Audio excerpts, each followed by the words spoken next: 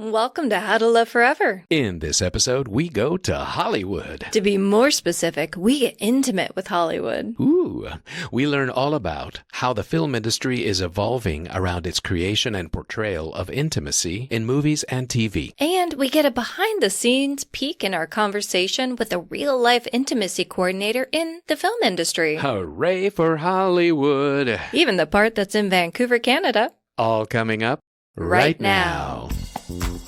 Hi, I'm Marco. And I'm Heather. We invite you on a journey of discovery as we explore techniques, tools, and inspiration to better our love lives and our sex lives. Join us as we travel the world, seeking out the stories that can help improve how we do romance and relationships. Come with us as we discover How to Love Forever.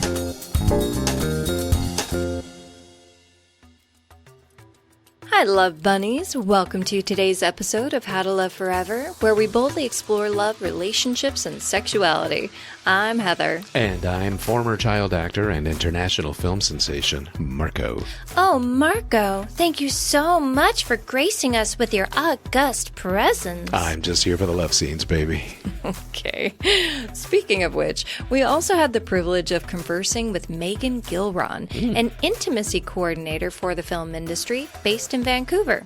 Now, intimacy coordination is quite a recent development, stemming pretty directly from the Me Too movement. That's right. In 2017, worldwide attention was given to abuses of power and sexual harassment of actors during the Me Too movement, in large part because of the Harvey Weinstein sex scandal. Also, the gardener in charge of his office plants resigned in disgust. He's still in therapy today. Ba-dum-bum. Wah wah. So, since that time, demand for that position in film and TV production has really gained traction to help control workplace misconduct and to help ensure that people aren't being taken advantage of in what is often an impulsive, high-stakes industry. And a lot of that is thanks to actor Emily Mead on HBO's The Deuce. The need for choreographing scenes of intimacy of both a sexual nature and a familial or platonic, it's now become a standard role recognized across the film industry here in the US, in Canada, and Europe so far. So we had a great chat with Megan, who is an intimacy coordinator and has been instrumental in shaping the future of this new role in filmmaking.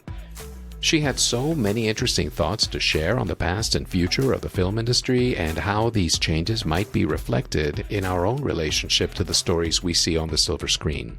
And this interview is edited down so it can fit in the podcast. The entire interview is actually twice as long. So if you want to listen to the whole thing, you can join our Patreon members and gain access to it and other uncut interviews and a whole lot more. Details after the interview. But without further ado, our conversation with Megan Gilron. Hi, Megan. Hi, Megan. Welcome to the show. Thank you for having me so much. Thanks so much for joining us. Megan is a comprehensive sexual health and sexuality educator, an actor's advocate, and an intimacy coordinator for film and television. Ooh. I know. I'm like, that sounds fun. That sounds really good. You know Lenny, right? You know Lenny DiCaprio, right? Not met him yet. No? Could tell you some stories. So let's talk about what an intimacy coordinator is, because it is such a new aspect to the film and theater industry. And I know there's a difference between an intimacy director and an intimacy coordinator. Intimacy coordinator is for film, picking the parallel with what already exists with regards to stunts, really. So stunt coordinator, an intimacy coordinator, and then in theater, a fight director or an intimacy director. It's semantics around like the director and the directing department are the directors in film and TV. And we don't cross those streams. Don't threaten their egos, right? Yeah. So basically we are actors advocates. We are liaisons between production and the performers. And we also are movement coaches and choreographers. And so what that kind of looks like, I'll try to be brief in terms of like kind of where we would come in, how we get involved in stuff, and then what our final role is. A lot of it's in pre-production. And so people on set are like, what do you do? And it's like, well, I did a bunch of stuff and now we're set up well so that people aren't like running around like chickens with their heads cut off. Right. So we come in as early as we possibly can, talk to the producer or the production company. We explain our role. We talk about how we'll do an assessment of the script. We'll talk about like what are the intimate moments. Nowadays, we also have things like COVID. So a lot of productions will have us do some kind of a risk assessment. Right. And then if there are things that are like high risk or high contact kind of things, we might offer, depending on the performer's comfort levels, alternatives like masking, different ways of telling the story that are nuanced, that doesn't rely on, say, lip contact, if we are trying to avoid that. We talk to them about how we are sort of navigating conversations interdepartmentally. So we would be calling and talking to wardrobe, hair, makeup, props, set, depending on what it is that we're navigating in the scene. We would have actor intake calls with all the performers and do private conversations where we ask them things like, do they have any injuries or allergies? Do they have any concerns or questions about what's written in the script? We might go over what's going to be in their nudity or simulated sex rider, which is going to be the legal document. We create like a layperson's terms of what would be in that document, and then we kind of help give that over to legal so that the wording is something that the performers really understand. Because the legalese of it is a bit overwhelming for them sometimes. Right. And then, depending on the needs of the script, we might recommend a rehearsal, because really creating that choreography, much like someone might do with stunts, is the more you practice something and the more you are really familiar with your body movement and your muscle memory, the more that on the day you're performing, you can really put yourself into performing the necessary emotions because you know what your body is doing and it's repeatable and sustainable, which with film is really important because you might be doing the same scene over and over again, different angles, different coverage. Yeah, and if all day long for a 15-second shot. Yeah, if you're improvising every time, the performers or the director and the editors are going to have a really hard time putting that together. And the performers might find that they're leaving that space of performing and worrying about, oh, that my co-star's hand moved a little bit more to the right than we agreed on. And, oh, actually that was a boundary and they didn't pay attention to that, or we didn't discuss it ahead of time. And we have a lot of like mystery. And that really puts a performer into a heightened state of like adrenaline arousal, basically, and just like doesn't allow them to really be present in the moment because they're kind of worried, and you can get a bit of tunnel vision when that happens. Yeah, it detracts from the performance itself. So everybody loses out. Exactly. And so we can like really help with more nuanced performance when they are feeling really confident about what their bodies are doing, and where whatever we're depicting, that the positions of the bodies are, the intended point of contact is very different than what the depicted point of contact is. So if we're doing some kind of penetration, the person's body is, also because we're masking with camera angles and different things, for example, if we're doing a story of oral sex, the person's head is nowhere near the genital region. It's usually, connected to an area in the upper thigh. It's a camera angle cheat. It's camera angle cheat with either forehead or nose, and then there's movement and different things like that, or a moment of breath or things like that we build into the choreography. Fascinating. Yeah. And then before choreography, we make sure that we clear the performers' boundaries with each other. So if we have the time, we can be really thorough, and each partner can go over their entire body and say where they're okay being touched. And if we have not a lot of time, usually it's like very clearly like, okay, the bathing suit area or the bikini region, or,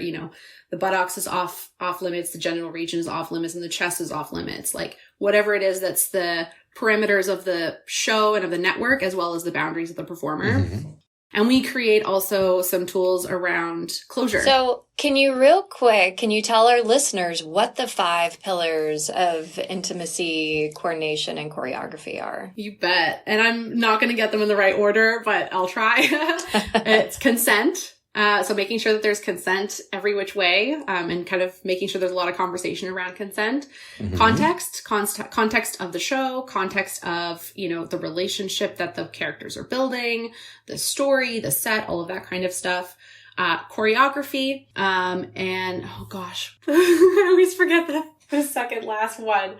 Choreography, context, consent. Oh my gosh. Communication.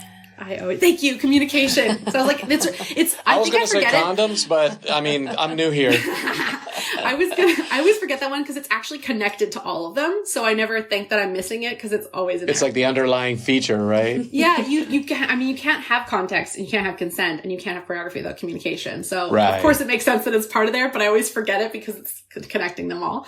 Communication, which is the sort of like mediator kind of role that we play, where we're always incessantly nagging people for information and giving them information that's like more than they ever asked for, but they're like, wow, like you're always so clear and transparent. I'm like, yeah, well, we want to make sure everyone knows what's going on.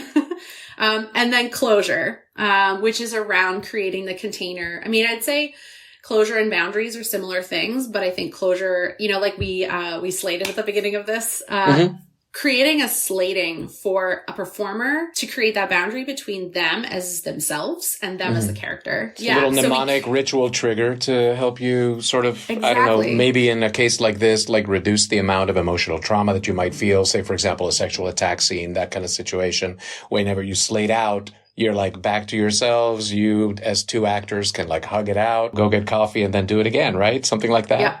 Yeah, exactly. And it helps mitigate showmances. It helps to mitigate, even have performers who will, after a scene, say like, I'm still feeling the residual, for example. And this is so interesting because a lot of people, when we started this work, there was a lot of conversation about how this was going to help female performers and that there's, a lot of risk for either it's different kinds of sexual assault or violence, or that they're not being paid attention to in that way. And it's interesting because the more I've done this work, I've actually found that when we're doing scenes of like a heterosexual partnership, a lot of times the men are the ones that need the extra support, especially in scenes of sexual violence. Because, and I'm not belittling the impact on the female performer at all, but I just don't think anyone thought to the degree that when we open up the space for the men to have conversations about how they feel performing that scene of violence, how much that impacts them and their body and their need to, we call it de-rolling, taking ourselves out of the role and being able to really talk them through this process of taking like a hologram of their character and kind of peeling it away from their body and going, I'm acknowledging that my character felt this emotion towards the other character. I'm feeling that I myself am feeling the residual feelings of my character, and I'm acknowledging that, and I'm going to, breathe that away for myself, and put that character here so that I can leave and be myself and then come and pick that up at work tomorrow. You know what I mean? Right. So you don't like unconsciously absorb the nasty rapiness, and take it home with you. Or self-identify with it. Yeah. Or feel personal guilt over it because you're being paid to portray a nasty person. That's exactly it. Yeah. That's absolutely fascinating. It's got to be so empowering to help men who don't typically have the access to tools to really properly manage and process their emotions in a healthy manner, to give them context and to give them tools as actors to de-roll themselves and to manage the emotions that must come up, when they're playing. They do. Yeah. I'm an ex-actor. I find what you said groundbreaking and fantastic, because I could have definitely used it when I was on stage a few times. I definitely could have. And like we try to, and I'll be fully transparent, I believe my role is a Band-Aid.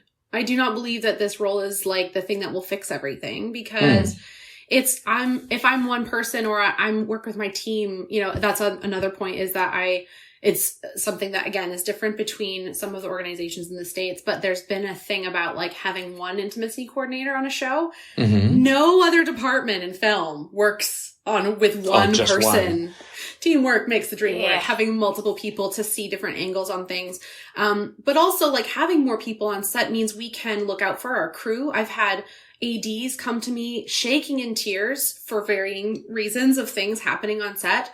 So there's all this like, how can we bring the humanity just all across the board into these industries and acknowledge that everyone needs more in order to support the sustainability of their job and their life, and then how we treat each other so that we can mitigate the amount of abuses, assault, bullying, harassment, just awful treatment of people. Burnt out people are crappy people, man. Burnt out people are crappy people. And that's like the entire industry of like theater to a great degree, but also like in my experience in film industry, like to a much greater degree, it's everybody's just all burnt out and bitchy all the time. A meat grinder. It really is.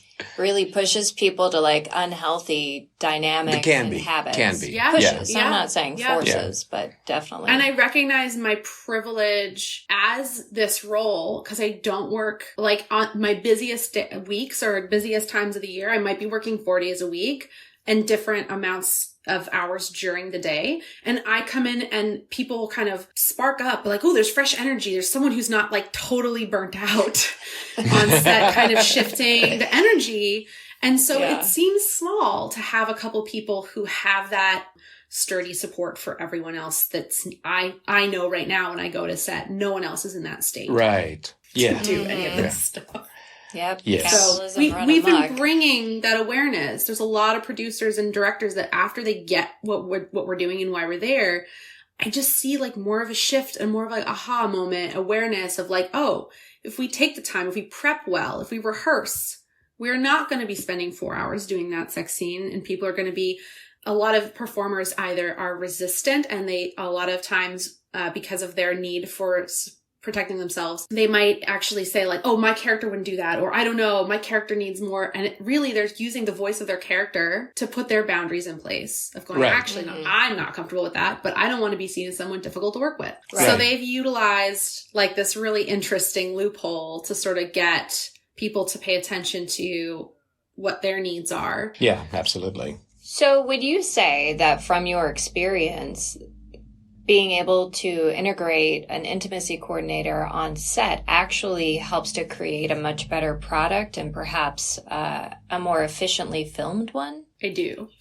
I think that's what you just said. Yeah. Simply because it's interesting also when I've been in situations where they're navigating something that either the performer has put a boundary in, there's like this side thing of like, oh, I don't know, nudity writer, whatever.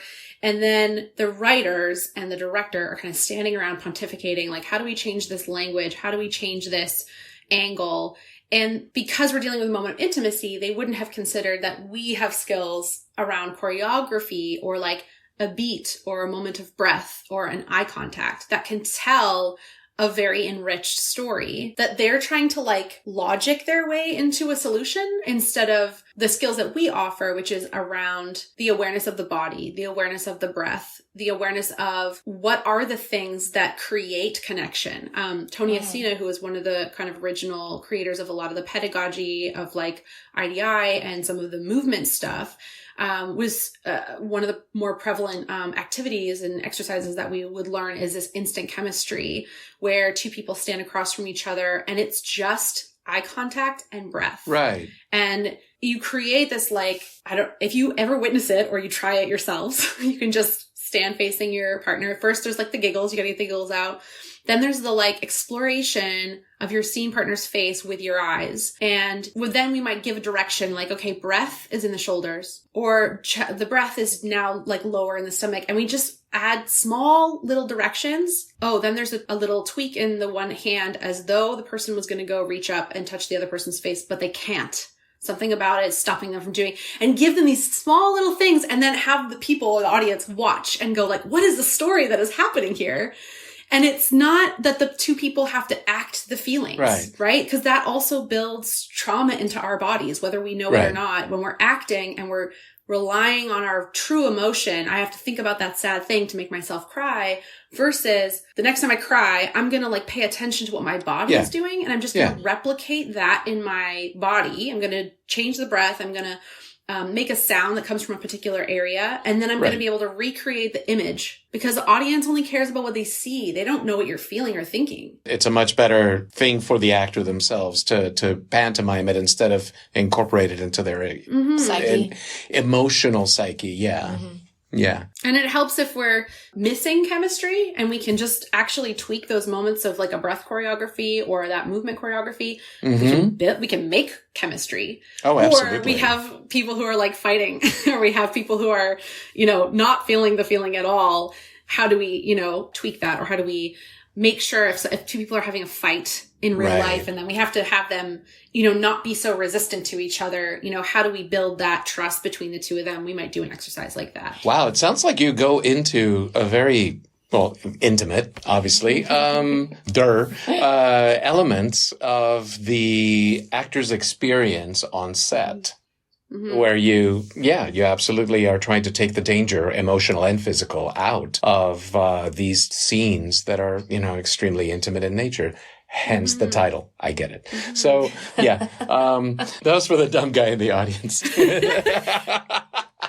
Sometimes we also support moments of grief or moments of hysteria, or even if someone's having to depict something like a seizure, putting themselves into a heightened physical state, and then having the support to help navigate how do we get out of that moment. Again, to support their mental health. Great. That was actually my next question. If it was more than just physical, erotic intimacy, for example, which is the first thing that most people would probably think about when it comes to love scenes in a movie, where are the other elements in storytelling where your talent fits in? Yeah. So moments of grief, moments of familial intimacy. People don't never think of that we have so many.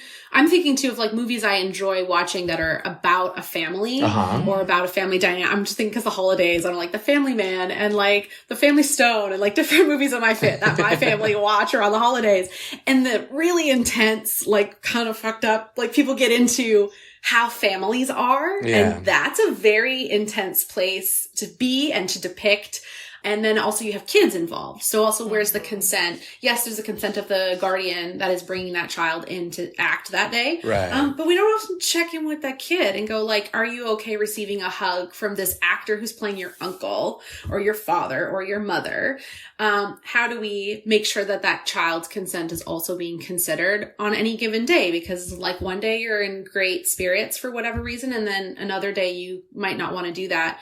A choreographer can come in and offer an alternate. What if the kid comes up and hugs the person from behind? So actually the kid's the one hugging, and they're not doing a face, a chest to chest hug, and it's from behind, or it's around the waist from behind. Maybe that would make the kid feel more comfortable than doing something straight on, right? There's a lot of difference in how intimate that kind of touches for a child that isn't related to you. And it's something that I've become aware of over the last handful of years is how our society historically has not really taught children to establish their own physical and personal boundaries. No kidding. Yeah. And when my goddaughter was born, for example, it was understanding if she doesn't want to give you a hug, don't force her to give you a hug. That's teaching her that her body is not her own, that it is the property of come give old Uncle Joe a hug. Yeah, it's no. Yeah, and absolutely. And when Heather's goddaughter was born and they established that pattern, and it made me think. I was just oh my gosh, there's this whole assumption that babies' hugs are just everybody's property. It was from that moment on, it became a thing where I was may I give you a hug? Oh, no hug today? Okay, you want a high five? Fist bump? High five, fist bump. Yeah, exactly. Yeah. Exactly, all of that. Alternatives. Wave's cool. We can wave. Yeah. A big thing that we have to unlearn as a society in intimacy with kids is the no being a negative. Why did we come up with the idea that no is a negative? Instead of someone asks you a question, you say no, and then the person goes, thank you so much for telling me that. Yeah. Thank you for your boundary around whatever it is that I asked you. So instead of a big thing, we have to help our actors kind of switch their mindset around, because when the actors first start, they're yes, my whole body and everything belongs to characters. I will play from now on. And we have to come in and kind of untrain them a little bit for that. Is instead of the yes and, no however. Okay? So I like that. Give us that'll never fly in improv comedy, but yeah, I totally hear you. I've seen it work. I've seen it work in a scene where you have to be adept at shifting the word, the language, the sentences of whatever's happening in the actual scene. But you can, it can misdirect. I think in improv is probably more. I'm not an improver, so I don't exactly know. That's more of a misdirect. Yeah. Misdirection action to something else that you're okay with doing. Give me an alternative that would work for you so that we're not stopping the action and we're not stopping the growth and evolution of the scene. Right. And so when a performer comes in with their boundaries, if they have a lot of boundaries, I get really excited because it gives me so much to navigate around and gives me the awakening to what are the possible ways of telling this story, circumventing the things that are going to make this person uncomfortable. Absolutely. It's in the limitations where you find the creativity. That's kind of a artist's way sort of adage. I can't remember where I heard it, but I totally agree 100%. Yeah. And it really invites collaboration. Yeah. You know, so giving actors the autonomy to say no, however, I think I'm going to keep that. I love that so much. And I think we could all utilize it in our own lives with boundaries and no, I'm not comfortable with this. However,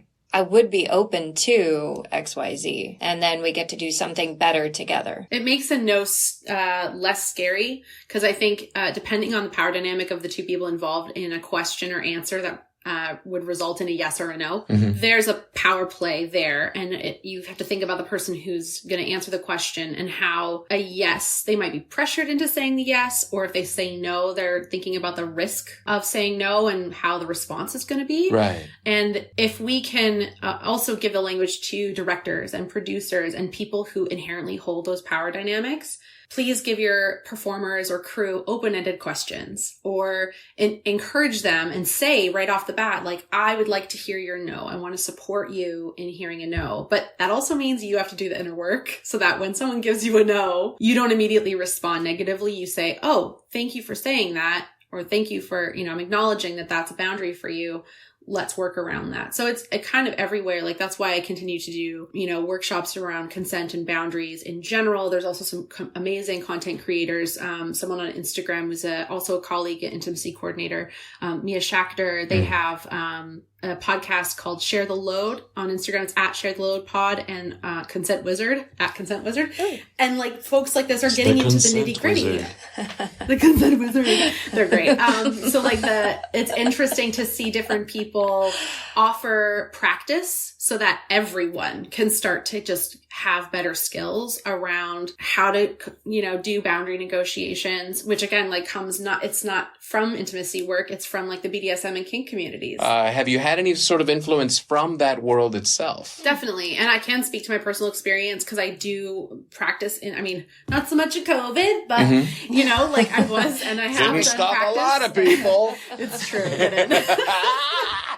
Anyway, honestly, it's just because I work so much and I'm always in bed at like 10:30. It's not for other reasons. That's funny. But I practice bondage. I practice shibari. That has been an incredible tool for me in those I'm a nerd about that stuff. So I'm like, I really want to learn really well. I want to be competent in this thing and I want to do that boundaries negotiation thing properly, like by the book, because I'm just a little bit that direction. But just, It strikes me that this particular element, the searching for the boundaries, the finding where the limitations are, and the interpersonality of the on-set experience for creating a film, as well as for like the kink community and the BDSM, etc.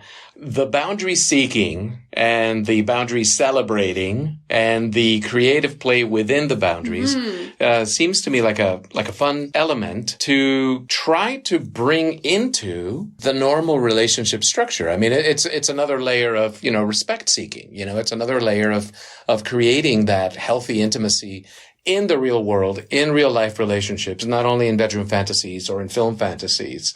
Do you know what I mean?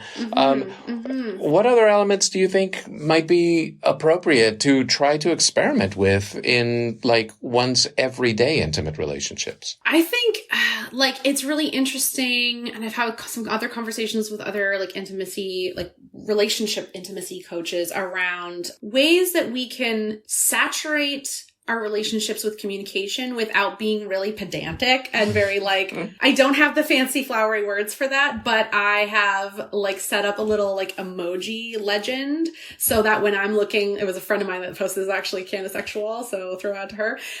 She had a little legend of emojis that meant specific things. So the little devil horns and the fire was be ready for some hot stuff tonight. Woo! And you just text that to your partner and you can kind of like short form things. Or like when sometimes my partner and I, when we're wanting to, it was like, hey, you want to get a little serotonin? And like we're in public somewhere and we might say we're going to get some serotonin, and like that's what that means. So like finding little fun kind of keywords with each other that kind of short form where you've already had that like really deep dive conversation at some point. You've really gotten into the weeds of how are we going to talk about this? How are we going to find the ways that, we need something from each other? Another tool I use, which you probably have heard of, but the Wheel of Consent by Betty Martin. Absolutely, yes. And she's done the like 3-minute game where like that's a really cute short exercise that couples can do. And a lot of people that I've seen just try it out, they're like, wow, like I never thought to ask my partner if I'm being touched, is it for me or is it for you? Who's the touch for? Basically, that little piece. Yeah, no kidding. That's revelatory. That is revelatory. That is fantastic. And connecting, like, for example, for me, like, I think a little bit more about, like, love languages, like, acts of service is a big one for me. Oh my God, you do my dishes. I'm your servant forever. But I have partners who are, like, physical touch are bigger. And so where the conversation of, like, who the touch is for, or, hey, I'm feeling touch saturated right now, and this is not about you. I don't want you to feel rejected because I'm feeling overly anti-touchy. Like, touch saturated. Yeah, just like, please, I'm feeling so like anti-touchy. Yeah, wrapped up. Anti-touchy. Anti-touchy. It's like anti-fragile, anti-touchy. Yeah. Yeah. My touch, what was my friend also said? My touch bank is full, or I don't know. There was some other analogy that was really great too. I like it. So just like those little bits. I also really enjoy Multi-Amory, their podcast, and some of the nerdery that they get into around like HALT and how to like, short forms for things so that we don't have to get into it every time, because that's really exhausting. It sure is. Long-term relationship. But also checking, like the longer you're in a relationship, it feels like the less you can rely on what you think you know about your partner. Totally. Because like you're in everything together in different ways. And so how do you hold space for those boundaries adjusting and not rely on just, I think I know this about you because we've been together for so long, and not take it so personally that thing has changed now and that person needs something different from you. And that's that constant exploration, because, each relationship is its own continent and the shores keep changing shape. And, as you explore, this beach is gone. Oh, there's nothing but rocks there now, and that's, sorry, we live in the tropics next to the ocean, so the metaphor is going to be very, but yeah, it's absolutely, because everything is constantly changing. We are changing creatures, and so the conversation never ends. It's good to have these kind of models together. Yeah. It really is. But also being an intimacy coordinator very much does put your own relationships like under a microscope. Well, it does. And we're doing the same thing here. The most heartbreaking comment I've ever received from my partner was like, you're an intimacy coordinator in person. How come you can't, like, in your job, how come you can't do this in your life? And I was like, hey, I want to do better, but also ouch. Ouch. Super ouchy. Oh, shit. I recently voiced my concern as a very, very romantic person that having created a podcast where we basically break down all the rules and all the interpersonality and all the psychology and all the sociology and everything ruins is romance. Like strategies. For me, I told Heather, I was like, there's an element of this that's a lot like dissecting a pig instead of enjoying some bacon. That's it. Yeah. For sure. Yeah. But of course, like, the nerdy science geek in me is like, but dissecting pigs, I mean, come on. Really this fun. is And I'm just like, I just want bacon. Just give me bacon. I'm like, yeah. But I wanted to ask you, so in your experience now as an intimacy coordinator on set, have you seen instances where the actors or the other professionals on set that you've worked with have had the training or the boundary setting support that you've guided them with? Has that affected their personal lives? And have you, like, what sorts of feedback have you received on a personal level? Good question. Yeah. Definitely it's a bit of a mixed bag. There's a lot of young performers that I get to work with, which I get so excited to work with young performers because they are so keen to put more things in their toolbox. They're so keen, especially in this generation to be mindful of boundaries, of things like pronouns. Like, they're just really into that stuff, which is so great. And so I've had, especially again, a lot of young male performers just be really keen and nerdy about the choreo. Like, they're the ones asking for the choreography. They're the ones asking to go over this bit of choreography again. You know, like, so that's really lovely to see. I even get to see some folks from the old guard. Something happens in a moment, or we offer something and I can see like the pin drop and they're like, oh. So it's very interesting to see some of the differences. And then in terms of personal, I just think that some people reflect like, wow, I just felt so much safer. I felt like I could really voice, you know, whatever I was having, like bumping up against, they say a lot, and was able to say that to you kind of privately. And you gave me an out to something different that everyone was happy with. And then like very, you know, the one person sort of said like, I think this really helped our relationship. Thank you. And I was like, you know, whatever. Right on. You know, awesome. But I'm glad it gave you some language, or it gave you an awareness of your partner in an acting context that you wouldn't have considered in your personal life, just simply because you are different than these characters that you were being a body double for. Like, it was just very interesting kind of meta thing. And I'm sure there's like some bit of language or some awareness of like, yes, my advocacy always for having like lube on the side table that some people just like don't know or don't register, or they haven't had that in their personal life.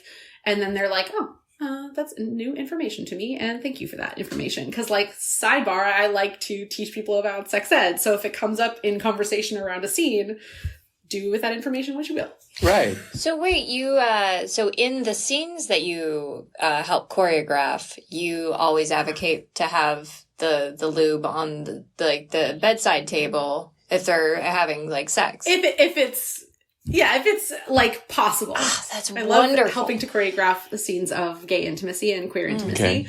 Because again, I don't think we see enough of it. And I also think that especially with a story of two gay men together, I don't know who's choreographing or who's writing these scenes to begin with, but it feels like in a male gaze, to create a scene of two gay men together, there's a bit more leaning towards the sort of aggressive nature of two men together, and thinking that that's what we only want to see as a general demographic instead of some of the nuance of sweetness. Well, because men are aggressive. That's what they do. They're hard and aggressive. And like right. Writers kind of relying on the couple moments they've seen in other shows like Brokeback Mountain. Like, those cowboys would have had some bear grease or something. They would not have just raw on it. Oh, girl, like that They made would have me had something. cringe. I'm like, there's no fucking way that it just, like, it doesn't work. It doesn't work. So, well, it doesn't work with the anal because it doesn't create its own lubrication. So, yeah. Well, like I said, put a little spit on it, but it'll taste like chewing tobacco. Anyway, sorry, you were saying honestly, spit is not enough. Thank you. Spitting It's not enough. Spitting enough. No, thank you. Like, I just don't want to be pulled out of the story because I'm critiquing the hell out of that moment. the technique, right, So, right. Whatever we can add for the people who've actually experienced that thing to not be like, I hate it and I want to throw it away. You know, like, I'd love for them to be like, oh my God, I recognize my experience in that moment. Absolutely. And, you know, don't get knocked out of your, what is it? Your willing suspension of disbelief, you know? Exactly. So I would love to, if you would like to share with us, what are the things that you are most excited about currently that you would care to share with our listeners? Thank you. Yeah. I'm so excited to see so many incredible intimacy professionals doing the work, to see how many are successful at getting involved in elements of the storytelling so that we're seeing like more of an evolution, that productions are trusting us with the knowledge that we bring and allowing us to give some input into those moments of intimate storytelling that they wouldn't have considered prior. We're just seeing so much better content in that regard. So examples like sex education, like bonding, different things that you just see the evolution and the growth. I'm sure it's similar to as to when stunts became a practice that was not just people like wonderful, like Buster Keaton, like doing his own stunts and practically dying every time. Yeah. And then that became its own very special skill set and all kinds of things that now can happen with stunts and whole movies being based around the ability of the stunt crew. I feel like that's going to go in that direction. There's been some colleagues of mine who've been talking specifically about like the golden age of the male nude, Chelsea Pace, the golden age that will happen around intimacy. Acacia is another person who's written some stuff on that of like, we're going to see this start to happen. We're going to see people relying on people who have this experience and this, knowledge of like the BDSM kink community to like really get in to showcasing this like pseudo underworld, even though it's not. Like a ton of people are involved in like kink, BDSM, polyamory, queer existence. And we want to see like actually how that is and how people live those lives in a way that feels authentic and is still super fun, super juicy, is creative and has its own special brand of drama. Right. Like I think it's so interesting when like for example, I always get so pissed when I'm seeing like a heterosexual situation and then there's like a third person and it's all, oh, well, won't they? And it's all I'm like, why can't they just be poly? Like, just do there's it. Still drama. Jeez. There is still, trust me, there is still drama in creating storylines with polyamorous people that is authentic to polyamory. There is so much drama that you could get into, but you're not letting it try to go there, or you're trying to put them in that scenario. And then you're not doing due diligence to what could exist in a polyamorous. Trying to square hole a round peg because they're trying to kowtow to the social norms while trying to tell a story that doesn't fit the social norms, which is why I think when it comes to visual acting media, the series Sense8, which I'm sure you've seen, and I'm sure involved probably more intimacy coaches, I'm guessing, than actors, just from how amazing it was with it. Really? I don't think it was just before. Well, it was then kind of just amazing before. for Wachowski's for making it happen like that, because I felt double check. Okay, I'm pretty curious about I would that. be quite curious about it because it seems to me like one of the most courageously intimate visual productions ever made. Yeah. And just they took so many of the angles of relationships, sexuality, intimacy in like every single facet of the prism of that is, and just fit it together in what, in my opinion, was just this perfect sculpture of the human soul. Yes. And it was simply, simply fantastic. Just the like melding of these people, being each, kind of like existing and being each other, and then like specific sort of, sexual orientation or attraction just like didn't exist because they all felt each together. Other. Yeah, they melted together into one. And that was so beautiful to me. And that's why I consider it so incredibly brave. And I just assumed that there would be like an army of intimacy coaches with that show because it was just so well done. But I think it's not to say that there hasn't been people doing this kind of work. So whether or not it was like an intimacy coordinator, they probably had coaches of some kind that were brought in for sure. I definitely think that that's true. There are people who've been doing some form of this for a really long time. It's just now finally sort of getting that platform and kind of more that like logistical support. Right. But yeah, it's really fun to think about different shows or films in the past and how they might have done something and how really some of them were advanced for their time. And then also how, unfortunately, we also saw happenings like The Last Tango in Paris, or we saw even just besides that, like instances even more recently where because the director was working towards the titillation of the chemistry of the two performers, didn't do due diligence in terms of making sure that they weren't trying to, like, for example, in an audition, having performers kissing in like a hotel room or, like these like really blurred lines in terms of safety for the performers. I won't say names, but I have some in my mind of where that stuff comes from. Man, that just thinking of that like gives me the heebie-jeebies. Yeah, the sorts of things asked of people. And there's like, unfortunately, a lot of folks that when they're coming into this, they just don't know where that line is for themselves, and we're helping to draw that line and go like, one of the best things I think we are doing too is teaching performers they have the right to their autonomy. Oh, awesome. Actually, as an evolution of the Me Too cultural movement to liberate people from those kind of power dynamic imbalances and this particular offshoot, this particular expression of it going into the film world, which is kind of sort of where that movement began to begin with. It's great to see it sort of crystallize into this formal role where those kind of things can just be ameliorated, can be like downsized, if not completely done away with. You're talking about showmances as well. I mean, what is People magazine gonna do without like 4/5 of their material? The other fifth being advertising. I know, the drama. Well, and I guess that's the thing. And I think a lot of performers will probably hope that this is the case, is that like, we can keep the drama and the intrigue and the entertainment to what they actually are paid to do. Right. In terms of entertainment, that like on their off time when they're not that character, like they're just off and they're not doing that. And so, keep their lives healthy and balanced. Let them be people. Yeah. Work is work. Life is life. But it coming into this was really prevalent because if people can see something that is so mainstream and public in terms of its like, because it's entertainment, like, I think the music industry has had different waves of its reckoning of, the people that hold the power and why they hold that power. And, really, can we do away with the people who perceive that they have the power? And some of my experiences with those people are not that they're creating the best work either. So like, again, it's a whole shifting of the paradigm and the systemic issues around that are like so interesting. Awesome. Yeah.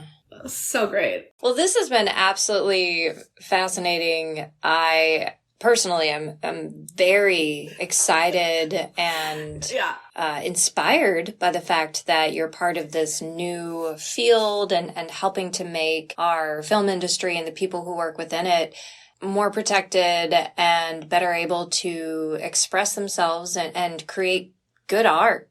It's very encouraging to see. It's encouraging to see what the influence is going to be over the next coming decades or whatever, to see how you humanize the field of filmmaking in such a way that it trickles down lessons-wise into people's real lives. Yeah. Because it's absolutely that. It's the silver screen down to People magazine. Like, these are all big cultural engines. Yeah. And for you to get in there with a little bit of, relationship consciousness, sensuality consciousness, consent consciousness, all of these things that maybe you aren't introducing for the first time ever because, like you said, before stuntmen, there was Buster Keaton, hanging off a clock, but you're codifying, you're turning them, you're crystallizing it into part of the craft. Yeah. In a very technical and a very intimate way. And that's a great thing. Thank you. It has kind of been my MO coming from sex education and also because of my parents are people who are just so incredibly open and, kind of what we were talking about earlier in terms of masculinity. Like, I was raised with someone masculine who shows emotion and is transparent and vulnerable about his feelings and all these kinds of things. So I was raised in such a way that I want to see, that more. I want to see people embrace all of those things, and we would be in such a better world if people were having more orgasms, maybe smoking a little more weed, everyone just chill the fuck out and enjoy yourself, because pleasure is your right and your sovereignty. And if we can see more of that being represented, then we empower people in their own lives and to have true autonomy and empowerment in your own most vulnerable moment of sexuality, whatever that is for you. That ripples out infinitely in your own personal life with regards to your relationships and your community and your career and all of these things. People who are hurt, people who are burnt out, people who are not true in themselves or not confident in themselves, those are the ones we got to watch out for. Those are the ones who are they're worried about things, they're worried about how they're being seen or perceived, and then they don't do things that's in alignment with their truth. Right. And I think pleasure in our alignment with our truth is how we get out of this messy, mucky world that we're in right now. Absolutely. Because it's a bit of a shit show. It's a situation, as my friend would say. The shit-situation. Yeah. The I'm going to keep that one. Yeah. Yeah, no. Situation. And it's absolutely true. And, just quite recently, we talked vulnerability in a previous episode. It's the one that actually dropped this Tuesday. Just amazing. Just passed. And yeah, it's all about the authenticity You know, the vulnerability is the willingness. One of the ways that we define it is is the willingness to be authentic, which is the ability, the capacity to forgo foreign assumptions over your personhood. You know, like these things that you are expected by society, by parents, by family, by everybody else for you to be in favor of the person you really are. And yes, absolutely. There's a lot of social damage that could be averted if everybody could just chill the fuck out, be themselves, and find those parameters of no, however. Yeah. Oh, I love that so much. No, however. It's yes. That's going to be everywhere now. Amazing. Well, thank you both so much. This was a joy and a pleasure to do on my Saturday. Megan, it's a pleasure. Likewise. Thank you. For our listeners, where can they find you? Yeah, blurb yourself up. Yeah, girl, person. Give us all your wwws and your hashtags and your @ signs. Blurb myself. On Instagram, it's at Megan Gilron. I don't post a lot. I'm sorry. Neither do we. And my website is www.megangilron.com if you're interested in sort of seeing the different offerings I have. And then the company that I work with, if you're interested in hiring me, is principalintimacy.com. And then we don't have our website yet for National Society of Intimacy Professionals, but on Instagram we are at intimacy.society. Check us out for workshops and different things. We've got a few coming up around like kiss masking choreography and dance choreography and intimacy and how they're connected. So some wonderful, wonderful professionals out there teaching some things through our organization, and you can check them out if you're interested in dropping in for a class. That sounds wonderful. And Fabulous. We will have all the links in the description so everyone can pull them up. Click on the things. And yeah, when we find ourselves in Vancouver next time, we might just drop you a little, hey, howdy. Yeah. See what you you're doing. bet. You're probably on a that'd be 16-hour great. shoot, but you know. Thank you so much, Heather and Marco. Thank you very much, Megan. Thanks, Megan. Well, my goodness, it was so much fascinating info. Yes. Now, okay, so there are a lot of things that struck me, Uh-huh. but the communication and boundary setting being the foundations for creating intimate scenes in a healthy manner, Right? it just completely reinforced how great they are for intimacy in our own intimate relationships. Yeah, this is true. And I was really taken aback by that comment she made about when someone touches me, who is that touch for? Oh my gosh, Is it completely. me or is it for them? Right. Yeah, that really brought home for me some of the hidden dynamics of intimacy and how much a sense of power negotiation is really embedded in intimacy. Totally. That line she actually took from The Wheel of Consent by Betty Martin. You can find it at bettymartin.org/videos, link in the description. Definitely recommend checking it out. And that whole concept of attacking no as being a negative. But in fact, if a person is able to say no, that means they can then establish their personal boundaries from the get-go and work to find a solution that respects everyone's personal agency. Yeah, that got me too. I mean, not taking no as a negative, but rather as a positive assertion that helps define the space for proper interaction between two people. You know, consent and all that. Exactly. No, however. No, however. No, however. I love it. Nice. Right? So, and it all depends on cooperation and equal commitment to making it work. But you just get to do it with your healthy boundaries at the same time. Yeah. And also, what she mentioned about actors learning to use short form communication to navigate these issues quickly, it kind of reminded me of stuff we mentioned in our episode about play from last week, where we explored secret languages as a form of playfulness between lovers. Totally. And Love Bunnies, if you haven't listened to it, you might want to. It's the very previous episode. Yeah, I definitely recommend checking it out. It was a lot of fun because it's all about play. Speaking of play, I love her personal crusade to include lube on the bedside tables in as many sex scenes as possible, right? Because let's be real, lube is way more important in the real world than the movies have typically led us to believe. Lube, it's good. Well, that's it for our show today. Thank you for joining us. And remember, you can reach us on that ancient relic of social media marketing, Facebook, at facebook.com/howtoloveforever. It still works, right? I think it still works. I don't know. Maybe it's time to set it on fire. And Instagram at how2 love forever. We really want to hear your feedback and what you would like to hear us cover. Also, reach out if you have a story to share and if you would like to be a guest on the podcast, or if you know somebody who you think would be a good guest on the podcast. Oh, yeah. Heck, we even have a private mode if you want to share your stories but you wish to remain anonymous. Totally. We can do it Dear Abby style and read your story or questions in the podcast without revealing your true identity. Just email us directly at contact@howtoloveforever.com. Don't be shy. We don't bite Without consent. And if you feel that our show provides some value, is good for the world, or just plain entertaining, there are so many ways to show your support. You can leave a review and a positive comment on your podcast app of choice. It definitely will help our show grow. And tell all your friends to listen in, because you know what? We want to touch the world. With consent. With consent. Also, if you want to be our sugar daddy or sugar mama, you can join our supporter community on Patreon. We have a range of supporter levels to choose from, starting at just $3 a month. $3 a month? That's right. That's less than the price of the average extramarital affair. Ooh. So, what do you get? Early access, extra content like the uncut version of this episode. Uncut, unshaved, and unwashed. It's organic. Behind the scenes looks at our processes, full video versions of some interviews, and more. Check us out at patreon.com/howtoloveforever. And speaking of lube, has your long-term relationship run a bit dry? Ow. Ooh. Well, join us next week when we share with you 10 super fun ways to reinvigorate your love life. Try our new mint jalapeno sex lube. No. I'm just kidding. It has no mint. It has none of it. So until then, remember, love deep, Love hard. love forever. Jalapeno. Spicy. Hey, you wanted to spice up your love life.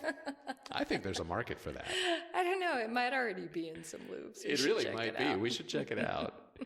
And if worse comes to worse, we can always use it as a self-defense pepper spray.